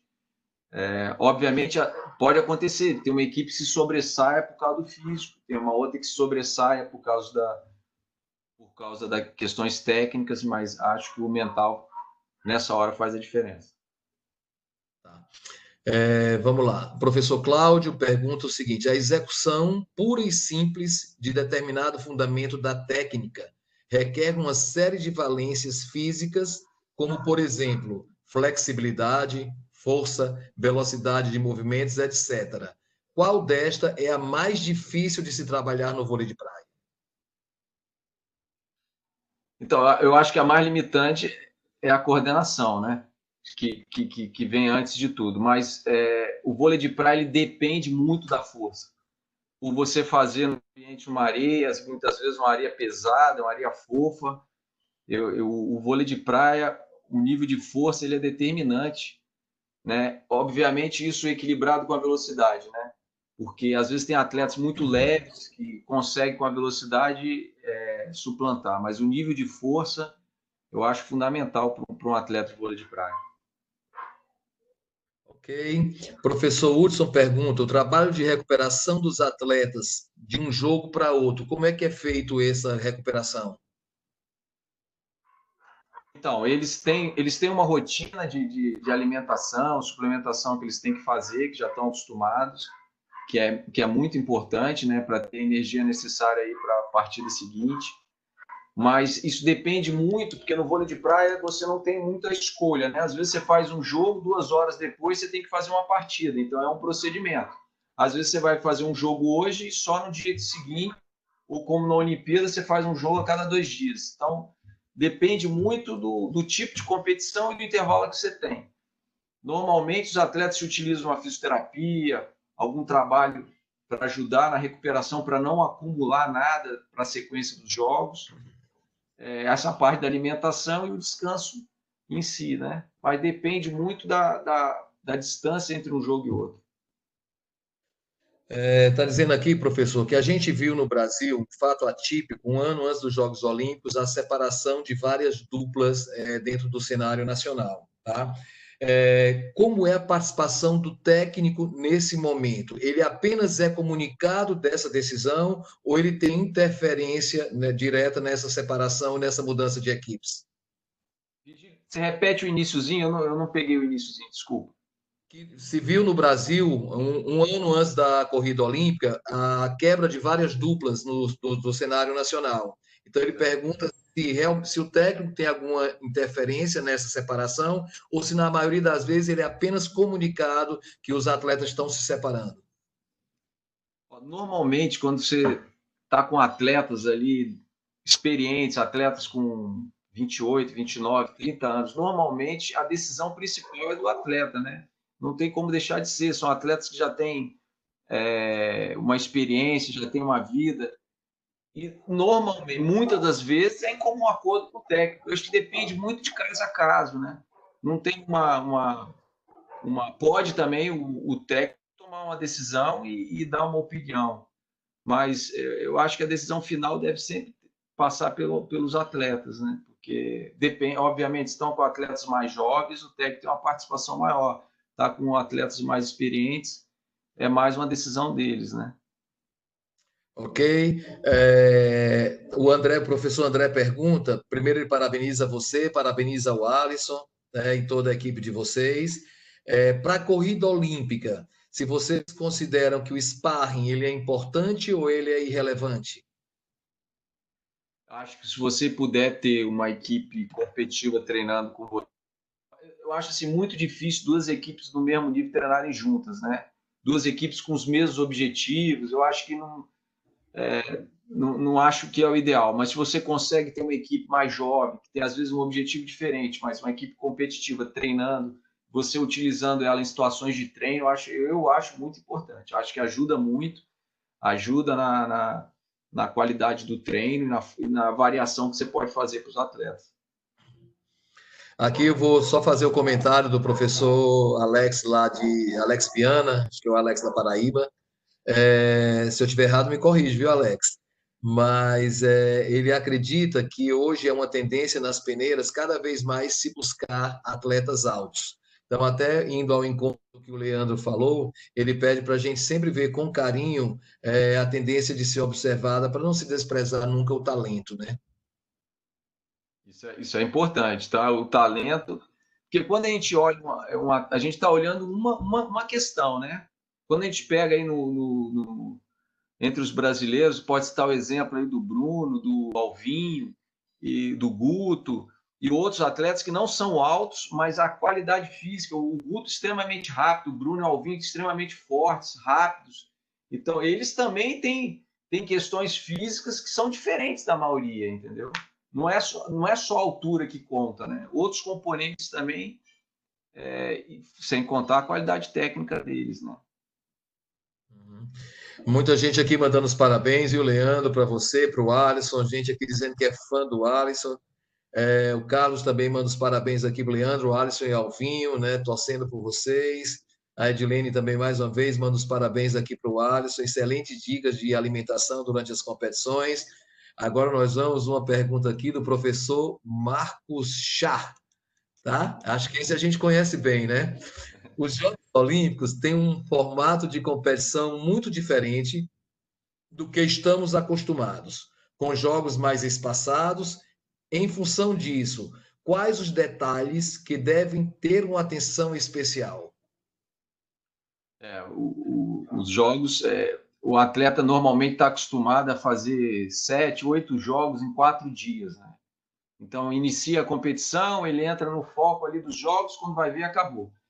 Já na Olimpíada, esse tamanho dos jogos fica imenso, né? Porque você joga uma vez a cada 2 dias e o intervalo fica muito longo. O que eu acho importante é você criar uma rotina, ter uma rotina que você consiga fazer com que eles, ao longo da competição, eles tenham vários objetivos ali entre um dia e outro, coisas que ele tem que fazer, um trabalho de recuperação, um vídeo. Ele tem que ter uma rotina para ocupar o tempo, né, e aproveitar ela ao máximo, porque você precisa fazer recuperação, você precisa estudar o adversário, você precisa fazer um treino, às vezes, tático para o jogo seguinte. Então, acho que a escolha dessa rotina faz muita diferença. Você poder ter uma rotina ideal ali, se aproveita o máximo os intervalos e ocupe o tempo deles. Ok. Vamos lá. Boa noite. Parabéns aí, Leandro, pela palestra. Agora o Everaldo da Bahia, nosso amigo Everaldo, ex-atleta de vôlei de praia e hoje técnico. Ele está perguntando se o técnico hoje já é reconhecido pela Federação Internacional de Voleibol e pelo Comitê Olímpico Internacional. Nós sabemos que não, né? Para sentar no banco. Se não, como é que você ainda vê essa situação? Qual é a sua opinião em relação a isso, já que o Brasil reconhece o técnico? Então, eu me acostumei, né? Desde que o esporte começou, as competições internacionais sempre foram assim. Então, enquanto não mudar, eu encaro dessa forma. Eu trabalho o máximo os atletas para preparar eles para fazer escolhas durante os jogos. Então, meu foco o tempo inteiro é esse. Durante o brasileiro, a gente aproveita aquele momento ali para interagir durante os jogos, para ajudá-los a reconhecer coisas que eles podem enxergar durante o jogo que possam ajudar.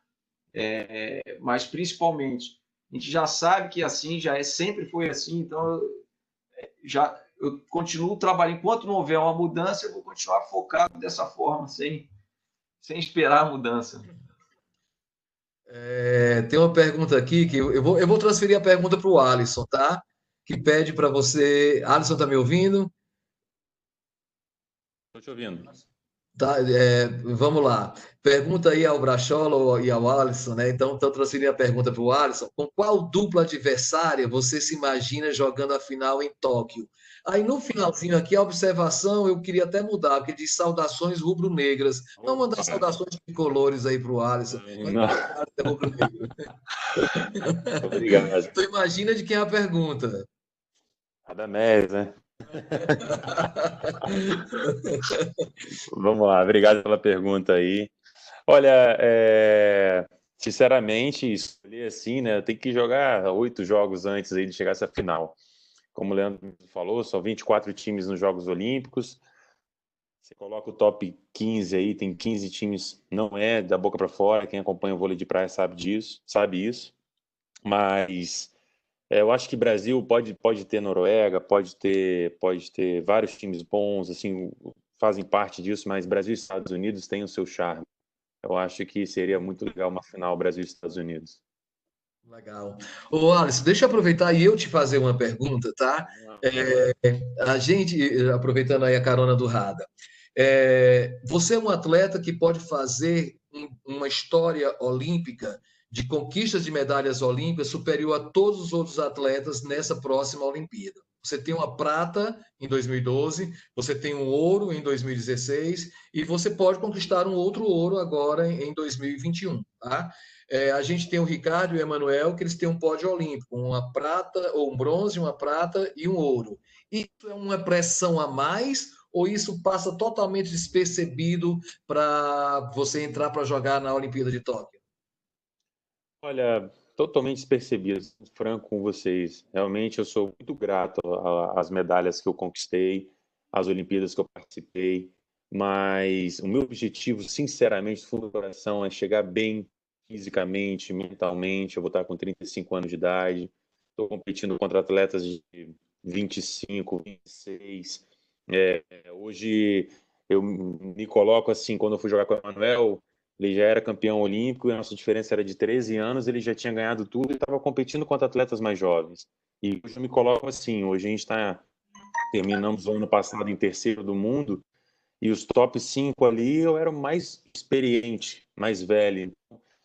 Eu acho que isso tudo é fruto de trabalho de toda a minha carreira, quando eu trabalhei 7 anos com a Letícia, agora esses 8 anos com o Leandro, quando eu fui descoberto pelo Leandro. Então, assim, eu acho que todos os preparadores físicos que eu tive, mas realmente, se eu conseguir uma final, se eu conseguir mais uma medalha, vai entrar para o Guinness, não sei para onde entra isso. Eu acho que mais entra para a sinceramente, história. assim, entra para a história, mas o meu objetivo realmente é poder chegar bem para representar meu país bem. Por consequência, a gente pode pensar em medalha. E é engraçado, né, Alisson, Leandro? Se a gente observar o vôlei de praia masculino, a gente não tem um bicampeão olímpico, né? O feminino, nós tivemos aquele fenômeno da Wash e da May, que chegaram a ser tricampeãs olímpicas, mas no feminino, no masculino, a gente tem 96, uma dupla, e assim vai até 2016. Nós não temos uma equipe que chegou a ser, nenhum atleta que chegou a ter a conquista do bicampeonato olímpico. Então, nós temos aí, o Brasil vai com essa... Se eu não estou enganado, só tem 3 atletas que têm mais de uma medalha, se eu não estou enganado.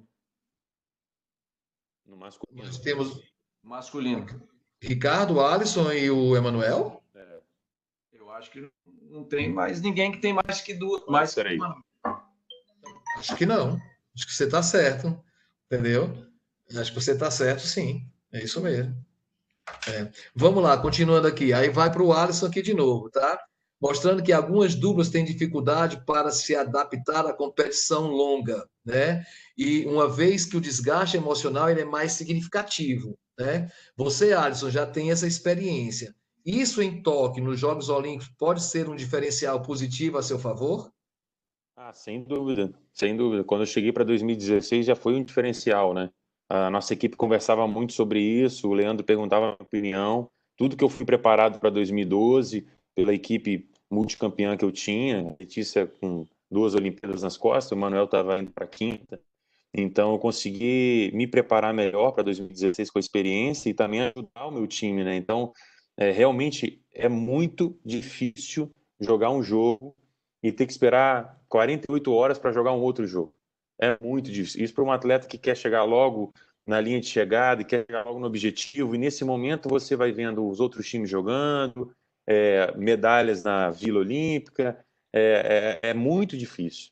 Então você tem que ter uma cabeça muito forte, saber que guardar suas energias, a sua força mental para chegar bem na hora do jogo e fazer e voltar para a Vila para descansar e pensar no próximo jogo. Então, eu estou tentando passar isso ao máximo agora para o Álvaro, só que a minha equipe já é experiente, esse é o papel deles agora, como o Leandro vem falando, já me ajuda mais ainda, mas realmente é muito difícil e vai nos ajudar muito essa experiência.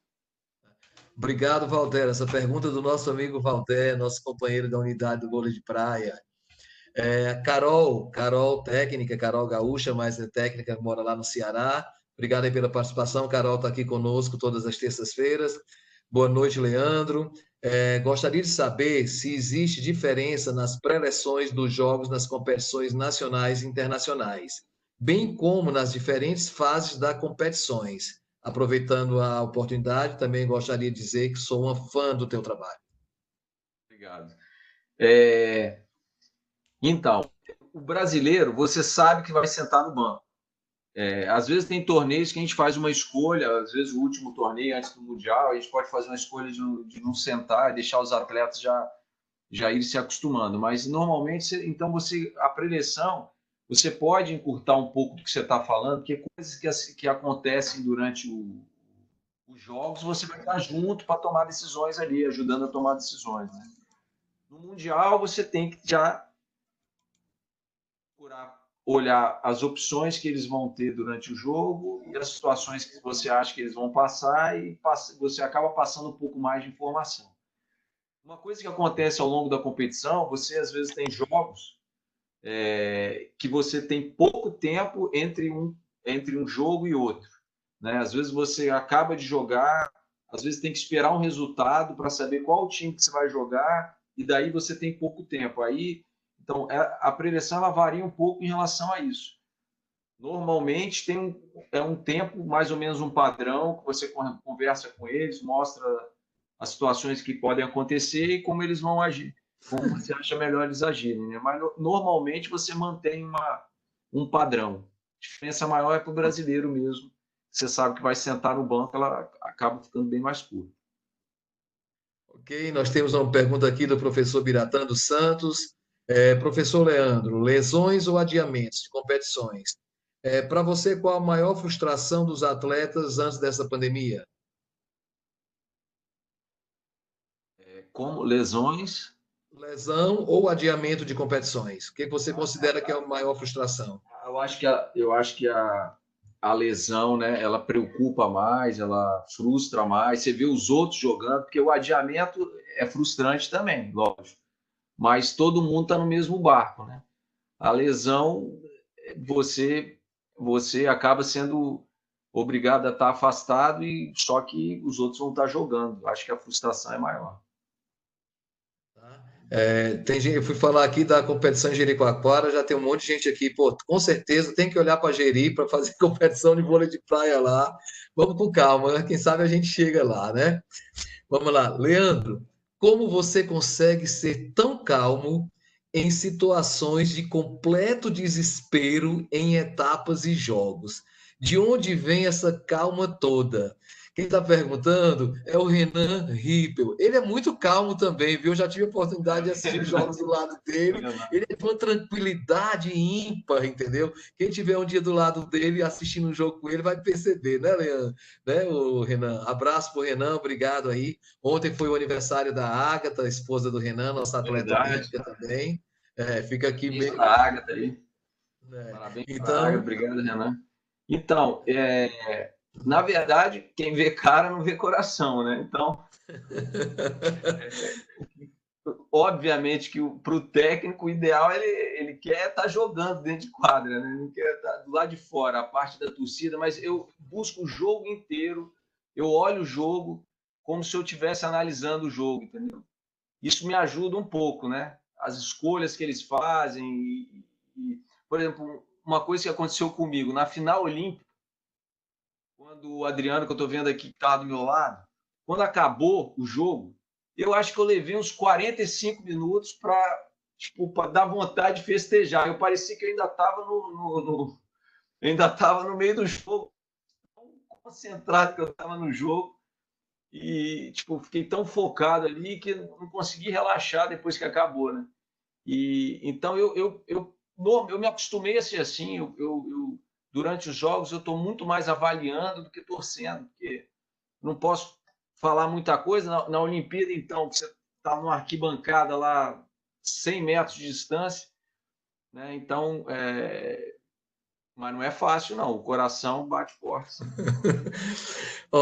Tem gente perguntando aqui, professor Leandro, você acredita que o apoio que a CBV hoje dá às duplas de vôlei de praia para as competições internacionais é satisfatório, é bom? Como é que você avalia isso? De antemão, já digo que ele disse que é ótimo, entendeu? Mas vamos em frente. Vamos ouvir aí como é que você avalia isso, Leandro. Tem que dizer que pode ser melhor, a gente tem que deixar uma porta aberta, né? Para ser... Atenção na resposta, hein? Mas, assim, sem dúvida nenhuma, que o apoio da CBV ele é fundamental para as equipes, porque principalmente no ano olímpico, ano de preparação para a Olimpíada, para você manter uma estrutura que vai ser competitiva com outros países, você ter uma estrutura de comissão técnica, estatística, fisioterapeuta, acompanhar as competições. Com esse dólar aí, então, tem que fazer até as contas de novo, com essa subida aí da taxa. O apoio, eu acho que é fundamental e tem ajudado bastante, tanto que o Brasil está sempre ali competitivo, né? Está sempre chegando nas principais competições. E óbvio que a gente sempre quer mais um pouquinho, pede sempre um pouquinho mais, uma ajuda, mas a gente sente que eles têm feito aí um esforço grande para manter a gente ali com um nível de apoio ideal para a gente poder participar das competições de igual para igual com todo mundo. Que bom. A gente está vendo aqui também um comentário, mais uma vez, do professor Alex aqui. Ele está falando do Alvinho, dizendo que o Alvinho é um cara que tem muita força, foco, que ele passa isso para as pessoas, os atletas iniciantes lá no estado da Paraíba, né? Então, ele acredita também que isso contribui muito para os atletas do Brasil, porque ele é um exemplo de superação pela altura. Ou seja, então ele mostra que o sonho é possível, né? Quando você acredita com maestria e com foco, dedicação e talento, você pode chegar a sonhar e estar participando de uns Jogos Olímpicos. Então, vale a pena aqui a observação em relação ao Álvaro. Não, sem dúvida, mas eu queria dizer uma coisa, ele é um atleta muito forte, tá? Tem as pernas muito fortes, poucos atletas têm a força nas pernas que ele tem. Assim, eu costumo olhar os atletas de várias formas, sabe? A altura, é lógico que se olhar um atleta 2 metros e tanto, isso ajuda a jogar voleibol, mas o conjunto das qualidades faz a diferença, sabe? Então, ele é um atleta que tem as pernas muito fortes, é um atleta muito voluntarioso, um atleta muito dedicado, muito disciplinado. Na relação com as pessoas, ele consegue ajudar a tirar o máximo de todo mundo que está em volta dele, sabe? Ele tem uma capacidade de interagir, assim, que é fantástica. Ele tem qualidades, assim, para um atleta que fazem muita diferença.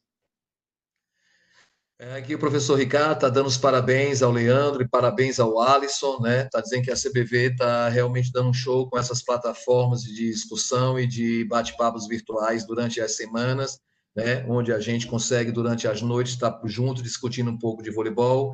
Mandando um abraço para todos. Obrigado, professor Ricardo. Aí temos aqui do professor Luiz da Silva Rocha. Eu vou tentar te dizer o que ele quer passar aqui na pergunta dele, Leandro. Na semana passada foi debatido aqui a institucionalização do vôlei de praia, que foi defendido por um grupo lá de professores que fizeram o curso do CA, que é o curso de esporte de alto rendimento do COB, que foi ministrado. Por falar em COB, eu gostaria também, até o Leandro estava falando sobre o apoio do Circuito Mundial, e eu gostaria de aproveitar também e agradecer ao COB, porque o COB é nosso parceiro, e sem o apoio do COB a gente também não poderia trabalhar de forma direta e tentando atender as duplas em todas as suas necessidades. O Kobe realmente é um parceiro que sem ele a gente não atingiria os nossos objetivos. Aproveito aqui para agradecer. Aí ele pergunta se você acha que essa institucionalização no vôlei de praia iria fortalecer a modalidade.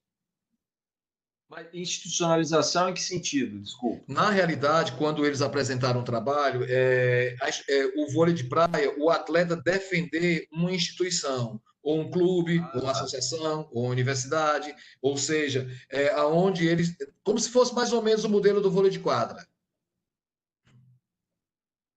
Então, sem dúvida que, principalmente para as categorias iniciais, seria muito importante, porque o técnico, muitas das vezes, no vôlei de praia, é quase um trabalho voluntário que ele faz nas categorias de base, né? Então, normalmente, depende do atleta, depende, às vezes, de uma escolinha, mas, às vezes, um técnico tem muita disposição, muita vontade, puxa aquele atleta para treinar, um atleta com potencial, e não tem, às vezes, uma estrutura de um clube ou de uma escola por trás.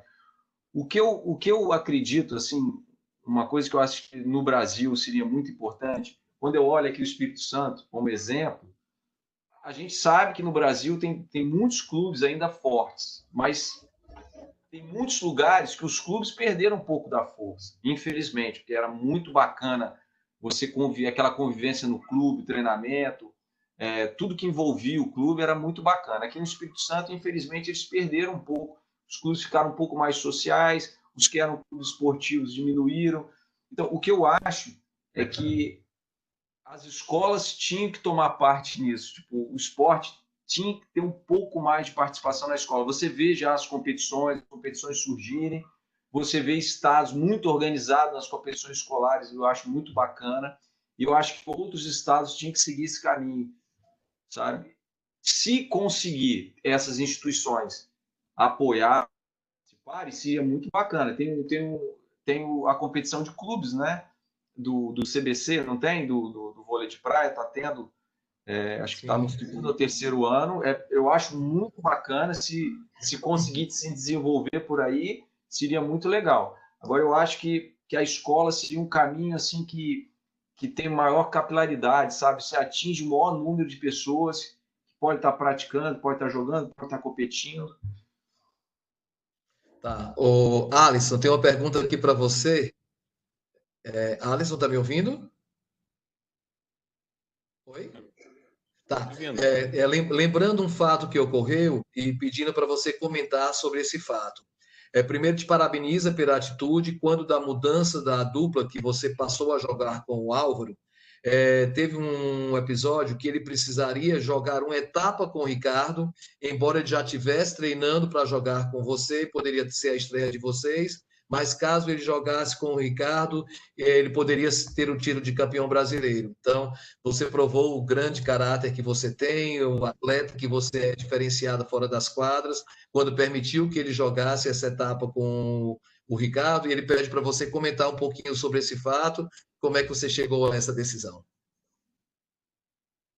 Agradeço o comentário, a pergunta.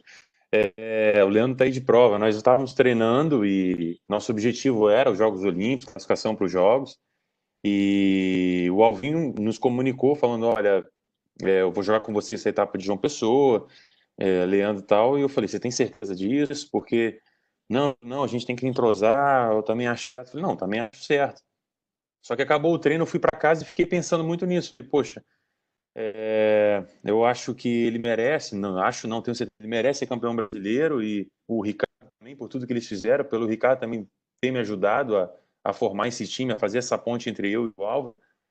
Só que assim, é uma situação muito delicada. Eu falei: cara, eu não posso fazer parte dessa história no lado negativo. Então eu segui meu coração, falei: cara, eu acho que vocês têm que jogar junto, eu acho que vocês têm que entrar em quadra, serem campeões brasileiros, vocês fizeram por merecer. E a gente vai correr um risco de ter menos um torneio para se entrosar.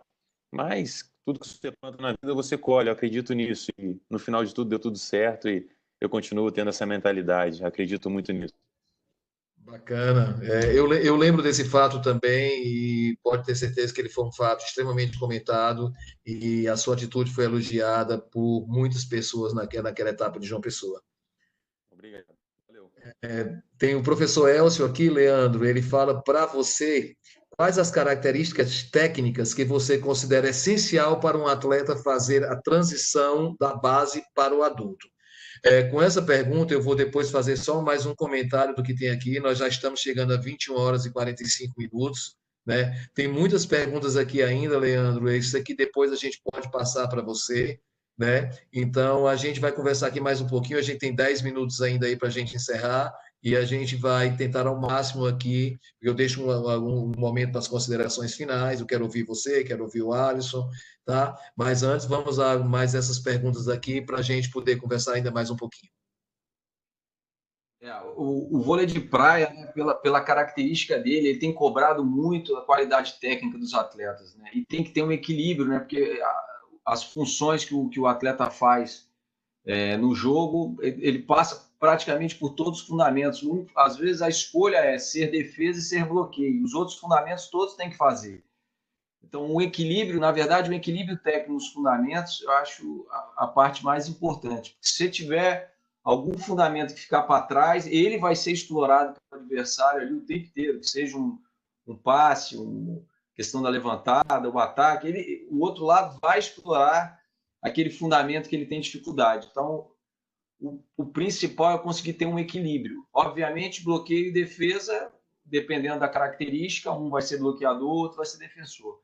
Agora, os fundamentos de virada de bola, passe, levantada e ataque, acho que são os fundamentos determinantes para o atleta passar a ser um jogador no adulto ou no profissional.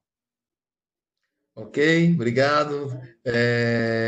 O Cleiton, lá de Alagoas, está mandando um abraço aqui para o Alisson, para o Leandro, dizer que é seu fã também, parabenizando pelo trabalho, mandando um abraço aqui para todos da CBV. Eu tenho uma pergunta aqui do professor Ronaldo, quando ele fala o seguinte: na Copa do Mundo, que ela já é uma competição um pouco mais extensa, né, que se semelharia aos Jogos Olímpicos. Então, o dia a dia dessa competição, dá para sentir um pouco da vivência e rotina de uns Jogos Olímpicos? É mais próximo. Antigamente até ela era maior, eles diminuíram um pouco, mas é bem mais próximo dos Jogos Olímpicos. Você não tem um intervalo tão grande, né? O vôlei de praia nos Jogos Olímpicos, você tem uma ideia, ele começa no primeiro dia e vai terminar praticamente no último dia. Enquanto tem esporte que o cara entra na Vila Olímpica 2 dias e vai embora, se você chegar às finais do vôlei de praia, você fica lá do primeiro ao último dia praticamente. E, por conta, né, do número de jogos e os intervalos. Mas a Copa do Mundo é uma boa experiência, sim. É uma experiência mais próxima. Os intervalos não são tão longos. A competição hoje, se eu não me engano, é em 9, 10 dias, né? Os Jogos Olímpicos chegam a 15, mas serve sim como experiência e ajuda o atleta a ter uma noção de como lidar com os intervalos de competição. Obrigado. Vamos aqui. A Copa do Mundo.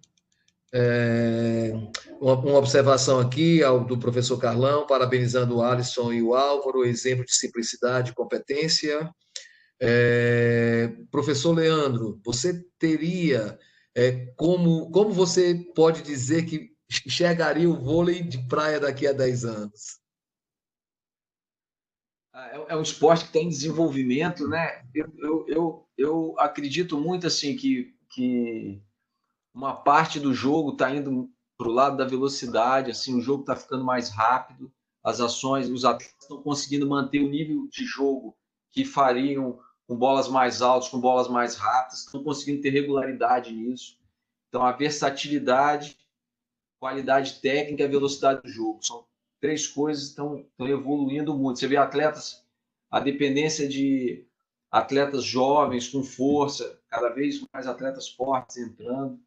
É a tendência do vôlei, né? Se o atleta não for tão alto, ele é muito forte. Ou é uma coisa ou outra, não tem. O professor Carlos também dá os parabéns a Leandro, está dizendo que você está dando uma aula de conhecimento aqui para todos. E o professor Bebeto Oliveira, ele pergunta que conselho você daria para essa nova geração de técnicos de vôlei de praia do Brasil? Aliás, eu vejo muita gente boa, muita gente bacana se dedicando, trabalhando com vôlei de praia, eu acho muito bacana. Uma coisa que me ajudou muito a trabalhar com esporte, aliás, eu tentei sempre unir duas coisas, assim, busquei estudar muito sobre treinamento esportivo, tudo que envolve treinamento esportivo. Acho que o voleibol de quadra mesmo, ele é um exemplo disso. O Radamés deve ter passado por isso muitas vezes. Você vê, foi um dos primeiros do Brasil que acoplou várias funções dentro de uma comissão técnica, né? Fisiologia e a preparação psicológica e por aí vai. Então, a importância de você ter um conhecimento geral do treinamento esportivo, isso acho que ajuda demais. E a possibilidade de você estar ao lado de algum técnico experiente, participar de algum processo de trabalho, acho que ajuda demais assim, no desenvolvimento, a ter uma visão do esporte, a começar a enxergar o vôlei com um olhar um pouquinho diferente. Acho que contribui demais você conseguir ter uma experiência ao lado de um técnico que já tem uma vivência no esporte. Professor, como você acha que os atletas e os técnicos estão enfrentando esse problema da pandemia para se manterem em forma? Se fosse só manter em forma o problema, né? Infelizmente, a gente sabe que tem dificuldades até maiores, né? Porque muita gente depende dos torneios para jogar, a gente fica triste por esse lado. A gente tem uma estrutura que a gente consegue se manter, mas outros atletas não têm essa condição, então a gente fica até preocupado. Então, a maior parte dos atletas está tentando manter mais a questão física, né? Tentando manter um mínimo de condicionamento físico para quando retomar as atividades não sofrer tanto com problemas de lesão ou coisas assim.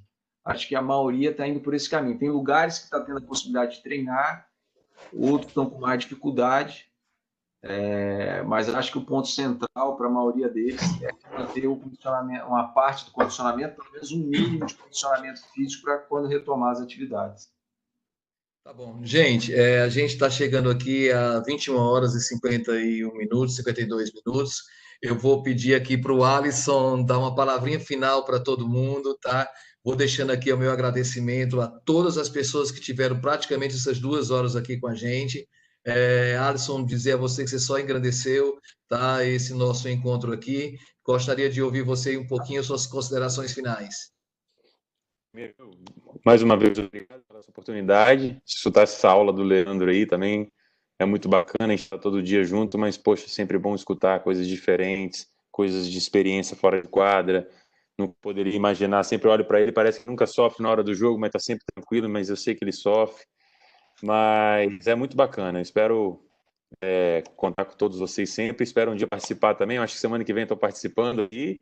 E obrigado pela oportunidade. Valeu. Obrigado, Alisson. A gente está vendo aqui inúmeros comentários, viu, Alisson? Parabenizando você pelo atleta que você é, parabenizando aqui ao Leandro. Depois eu vou passar isso aqui para você. Estou vendo aqui alguém falou: alô, Vigílio, abraço, noite de São João, tá? Conhecimentos do Alisson, muito importante ouvir o Alisson e ouvir o Leandro. A oportunidade que a CBV está dando com o alcance dessas plataformas virtuais para todo o Brasil é uma coisa impressionante, tá? Agradecendo, são pessoas do interior que muitas vezes estão aqui conosco assistindo essas palestras e que não teriam acesso se nós não estivermos desenvolvendo essa plataforma. Leandro, eu vou passar a palavra para você, tá? Depois eu volto para a gente encerrar e fazer as nossas considerações finais. A palavra agora é sua. Saquei. Não, eu só queria agradecer as manifestações. Poxa, muito obrigado. Obrigado pelo convite, poder participar aqui, falar um pouco do esporte, trocar ideias. E queria incentivar a CBV, eu acho que foi uma ideia muito bacana que vocês tiveram, incentivar que, se Deus quiser, tudo vai melhorar o quanto antes. Isso aí pode se tornar talvez um meio, né, de interagir, talvez não nessa frequência, mas que possa oportunizar, como você falou, atinge pessoas que não teriam talvez uma oportunidade de interagir aí com profissionais que têm experiência no esporte. Acho que a iniciativa foi excelente e obrigado pelo convite. Tá bom, Leandro, eu queria agradecer. Antes de encerrar, gente, eu vejo aqui que tem muita gente aqui parabenizando demais. Tem gente que diz que o Leandro não pode ser tratado só como professor, porque ele é um mestre, entendeu? É uma aula que você deu aqui em todos os níveis. Então, eu queria também agradecer a todos.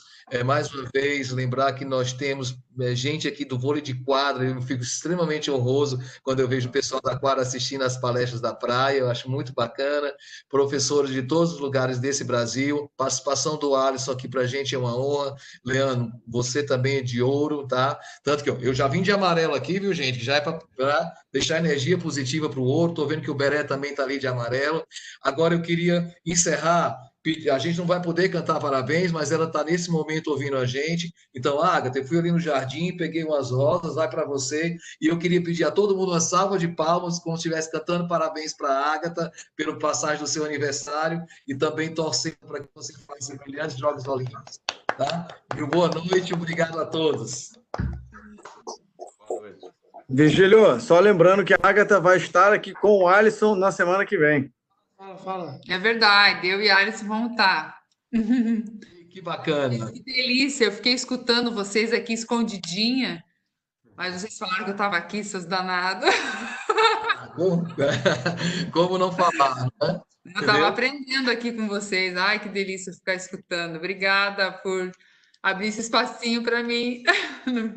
Que é isso, um cheiro no coração, o seu espaço é grande sempre. Aquele que você precisar, você sabe que você tem aqui com a gente, tá? Imagina. Amei. Obrigada, amor.